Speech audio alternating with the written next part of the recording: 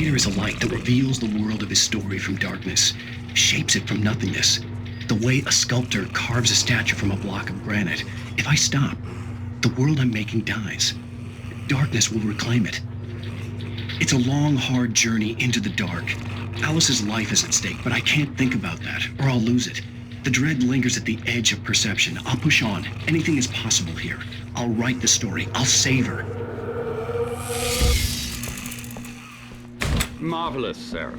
I just wanted to settle all the damage the Anderson brothers might have inadvertently caused on their recent and regrettable little outing. They are not accountable for their actions, of course. I can assure you that my staff has been reprimanded. Tor and Odin never caused any trouble to anyone when they were still living at their farm. Indeed. All we can do is to slow down the progress of their dementia. Are you feeling any better, Mr. Wake? I'd like to leave. Am I free to go? Well, we still need to talk about... Am I under arrest? No, of course not. But I need to know where you'll be staying so I can get in touch with you. I'd avoid the motel. The Majestic is known for its roaches. The cabins at Elderwood are pretty nice, though. That sounds perfect. I'm Dr. Emil Hartman. I'd like to invite you to stay at Cauldron Lake Lodge. Did you talk to my wife? I had the pleasure of discussing your situation with her on several occasions. Did you set something up with her? I invited her here. My clinic is a place where... Oh, hey! Oh, my! Take it easy. Hey, nobody move! Get your hands off of my client! Who are you? I'm Barry Wheeler, his agent. If you have business with Mr. Wake, you talk to me. You yokels won't know what hit you once I sick my lawyers on your asses. No harm done, Sarah. I'm all right. I don't want to press charges. Mr. Wake, my offer still stands. Get me out of here. What the hell was that about, Al? We don't need a replay of that thing with the paparazzi. I thought they were gonna lock you up. I had to talk to someone. I told Barry everything. He thought I was certifiable, but when he heard about the manuscript, I had him. The fact that I'd written something, even if I couldn't remember it, was enough for him. He smelled money. And he believed that Alice had been kidnapped. Anything beyond that was another story. I had a midnight appointment with the kidnapper in a place called Lover's Peak, somewhere in Elderwood National Park. The plan was to rent a cabin. I don't like it, Al. I don't like any of it. It's not good. In fact, it's the absolute opposite of good. Mr. Wake! Barry, you found him. Hi, Rose. Oh, wow. I was just thinking about you, too. Great. I was just bringing Rusty some coffee. He's on the balcony, looking after Max. Poor thing. I really need to go. Great to see you again, Mr. Wake. Later! Who's Max? What an airhead. Jeez, Mr. Takes a swing at everybody.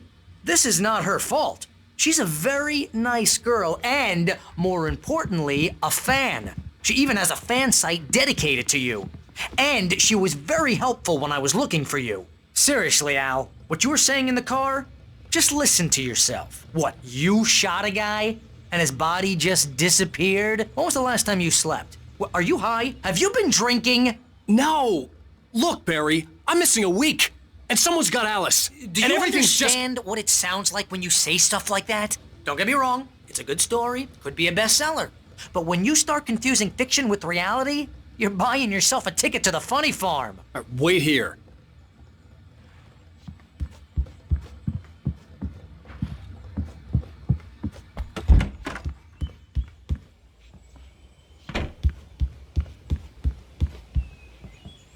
Easy there, boy. I'm almost done.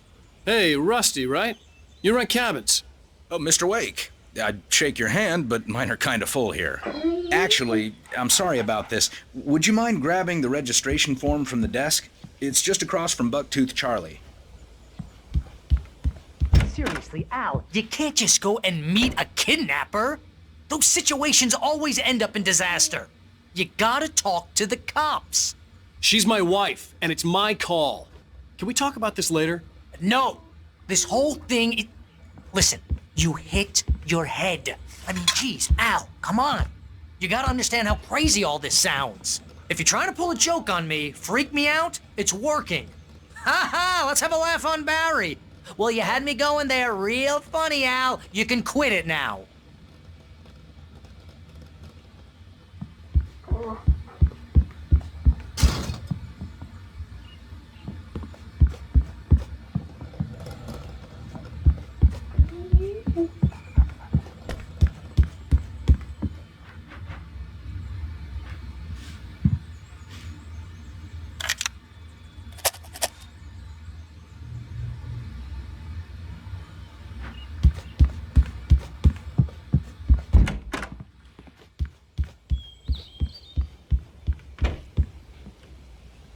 I think this is the form you wanted. And here are the keys. Okay, you're all set, Mr. Wake. Glad to have you staying here. Thanks. Can you tell me how to get to Lover's Peak? Oh, sure. It's at the end of the nature trail. Just follow the paths, you'll get to it eventually. It's an easy walk. Nice spot, too.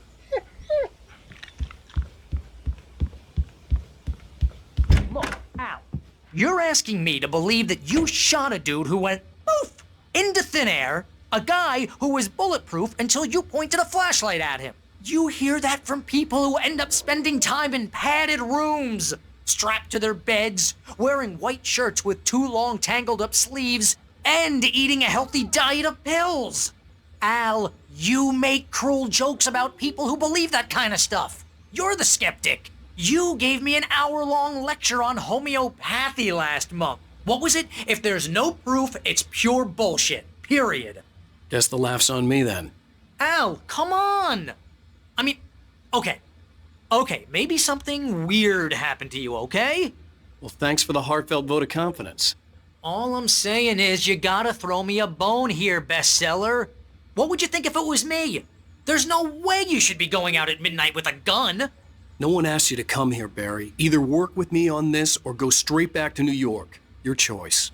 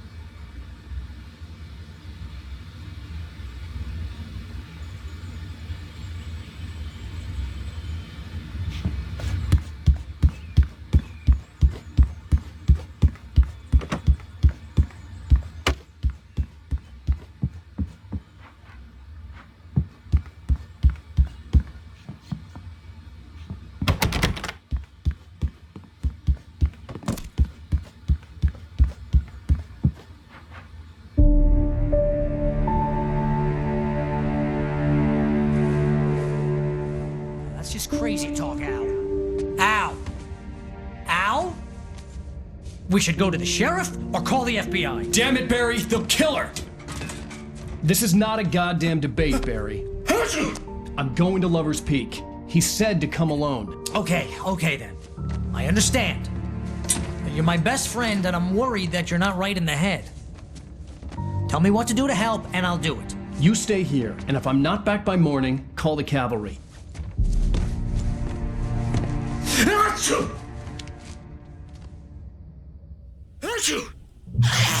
Just be careful with the natives, Al.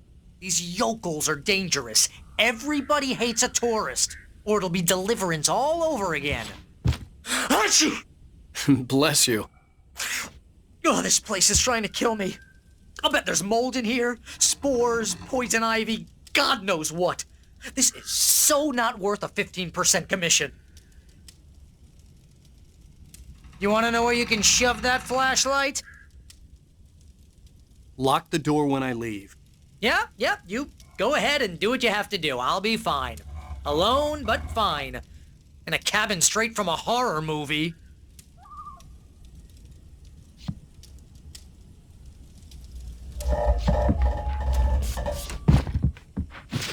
Where you point that thing, Al?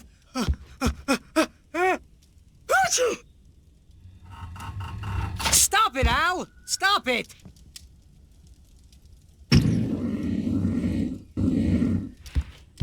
You're giving me a migraine, Al. You know I'm useless with a migraine.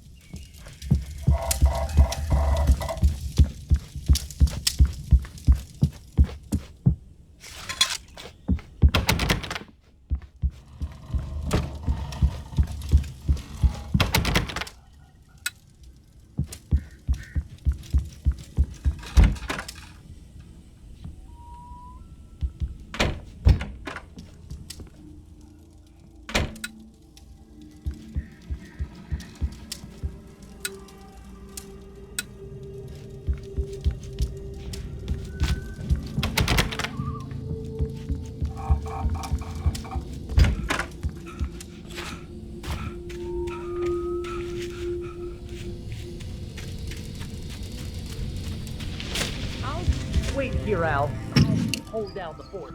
I'll be with you in spirit every step of the way, Al. Walk through the door now.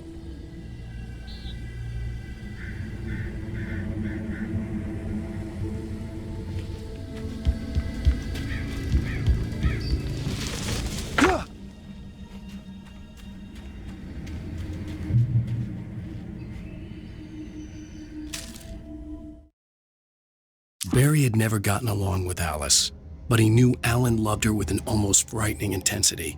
And now something had happened to Alice. And here was Al armed with a gun and saying things people got put in padded cells for. It was as if his friend had experienced a massive psychotic episode and was now totally disconnected from reality. It scared the shit out of Barry.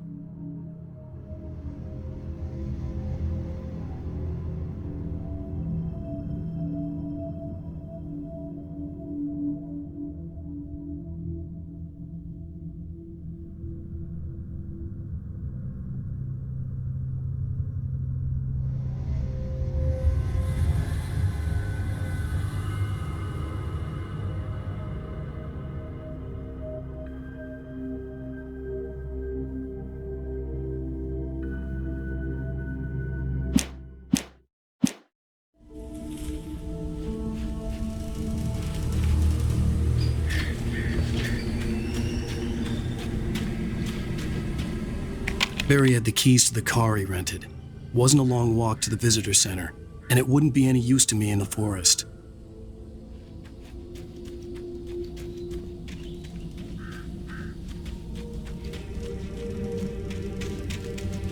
I knew I should have gone to the cops. This wasn't the smartest thing I'd ever done, but I was still angry with Barry for trying to talk me out of it.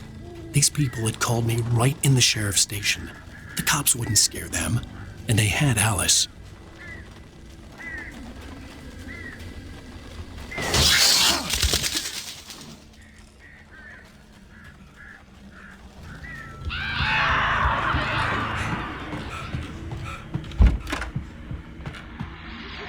Welcome back to the show, folks. As promised, our very own Dr. Nelson has just parked his rear end in the studio. Doc, what's your Deerfest plan like?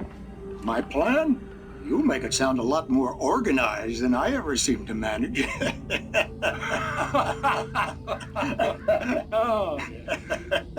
No plan, really, just taking the atmosphere. I'm getting a little too rickety to do much more than that, you know. Oh, tell me about it. No sack race for us older gentlemen, huh? Yes, exactly, Pat. But I'm going to check out the parade, of course. And I'll be one of the pie contest judges, too. Well, that takes a different kind of constitution. Oh, yeah, it's my kind of exercise. Now, Doc, seriously, you're in pretty good shape, though. You're the outdoors type. I know for a fact you're an avid fisherman. That's right. Matter of fact, just caught a heck of a largemouth bass early this morning. But you're not taking part in the fishing contest? No, not this year. See, Pat, I'm just not that competitive anymore. Now I just like to take my time and enjoy the peace of it. It's no fun if I need to worry about what I'm catching, you know? Well, considering your track record, the participants are probably pretty happy you feel that way. Well, Pat, that's kind of you to say.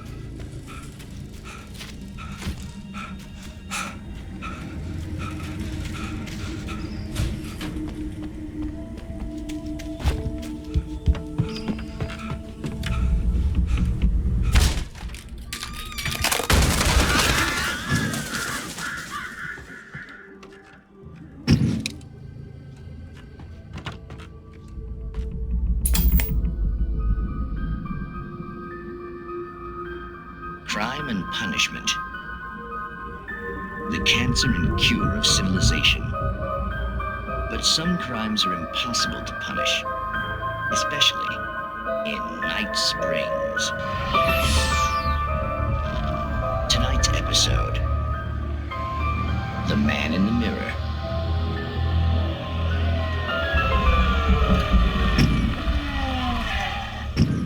He's inside, Agent. He's a weird one. So, you're confessing to killing that guy, huh? Why? Had it coming? Yeah, but why would you do that? I mean, you're a nice guy. Normal. Took a kid to a soccer game. So how come at the game, you pick a guy and, quoting from the arresting officer's report here, assault the victim's head area repeatedly with the weapon of choice being a pair of bare fists? Wow, that sentence really flows, huh? Maybe you're not the literary type. Okay, so you mess him up. But why? Who was that guy? We couldn't ID him. Why would a guy like you do him like that? I didn't like his face? Well, you must have hated it, because you really went to town there. I mean, there's no way to tell what he looked like. No ID on him either.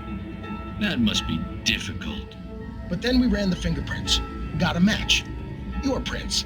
Identical. Huh, how about that? Your son said you were wearing a white shirt when you took him to the game.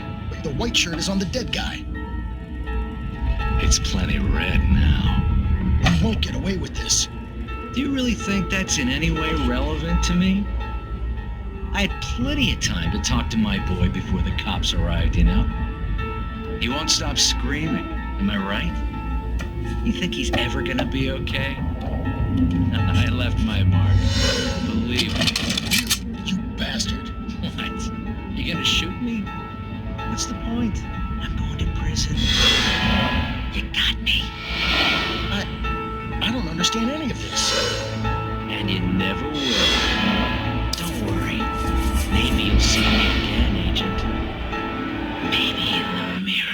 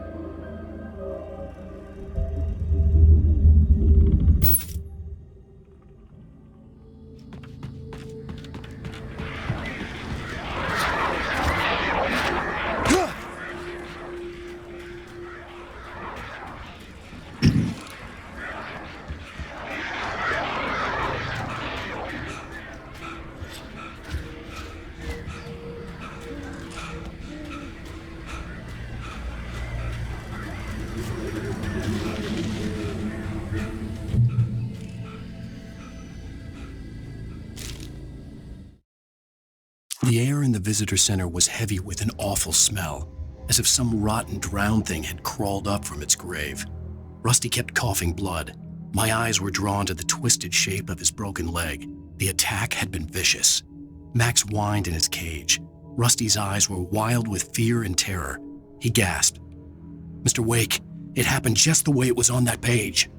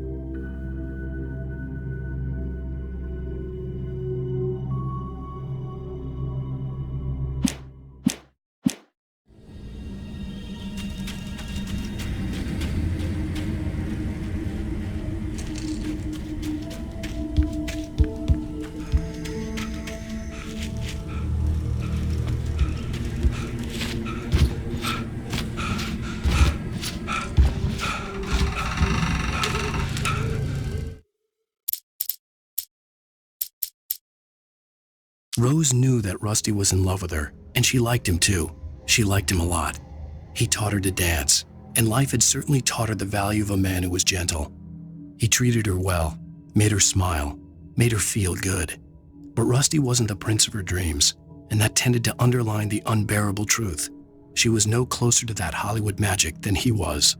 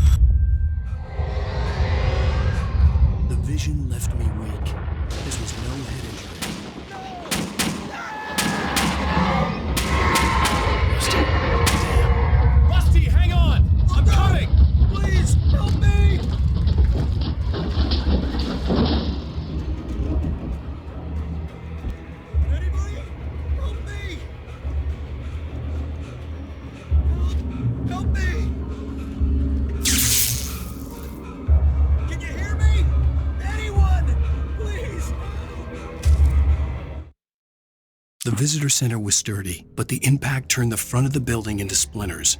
Rusty was thrown across the lobby like a rag doll and hit the far wall hard.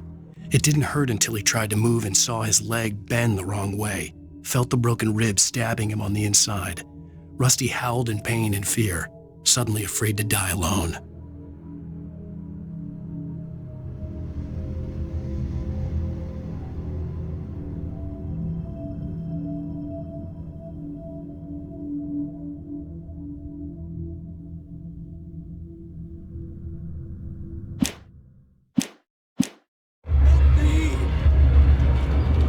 The ranger's office was locked.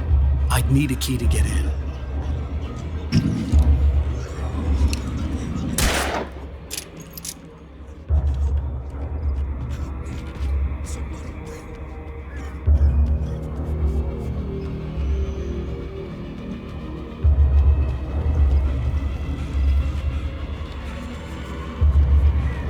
Hello? Back here! I'm back here! Hey, please help me! Mr. Wake? Oh, hell. It happened just the way it was on that page. I found. Came true. It knew. So dark. It'll come back for me. You must. The lights. In the office. I have the key. Okay, Rusty. Hang on. I'll be right back. Whatever did this couldn't be far. Rusty had found a page from the manuscript. It would help me understand what had happened.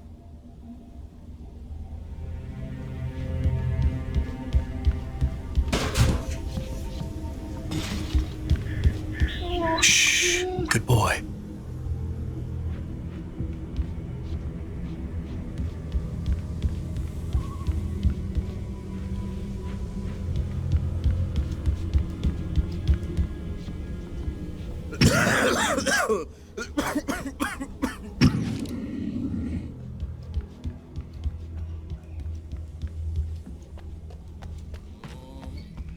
The only way to make sure that Rusty was safe was to get the power running and the lights back on.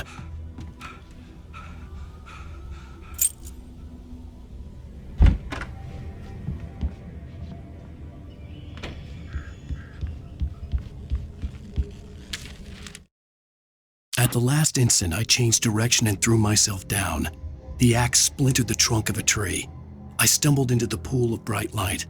My lungs burned. I was too exhausted to move. I tensed as I waited for the killing blow, but it never came.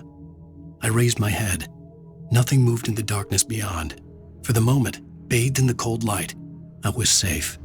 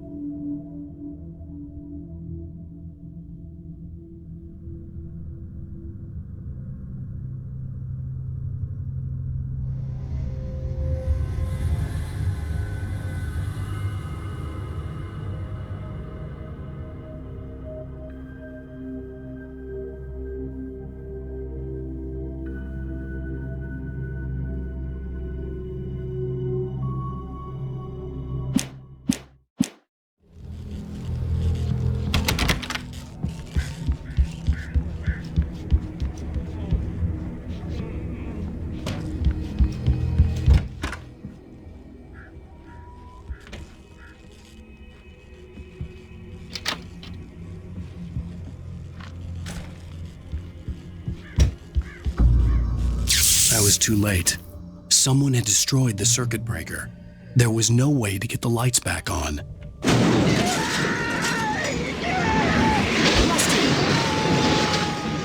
Rusty!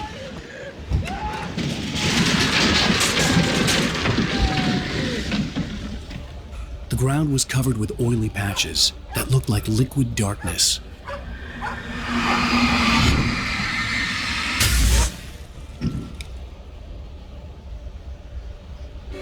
Just need hunting licenses.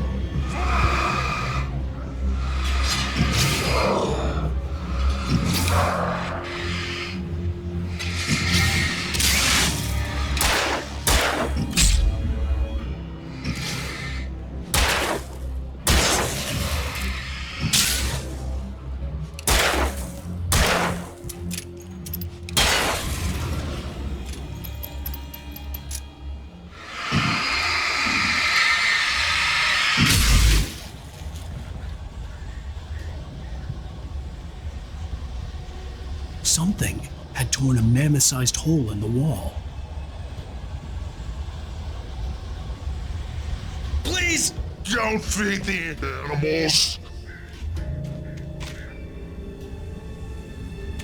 Fishing is only permitted for those visitors who purchase a park license. Obey the park ranger's instructions at all times. Rusty? Rusty, no! Never. No bears and wolves never approach any other closer than 25 yards. Pets must be leashed. Never leave your pet unattended. It is against the law to remove any natural objects from the park.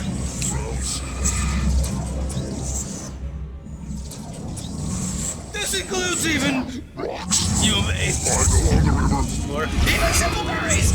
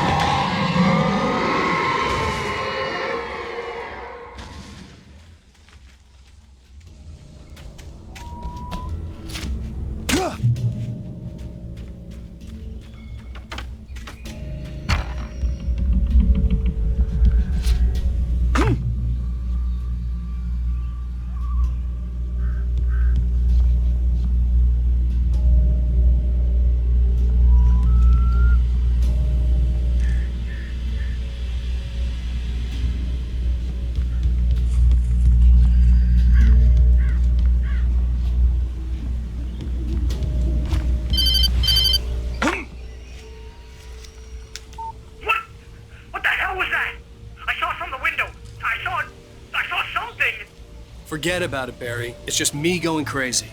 Oh, jeez. Oh, jeez. You're not crazy. I wish you were crazy, but you're not crazy. Ow, be careful. Stay in the cabin. Don't open the door for anyone. I mean it.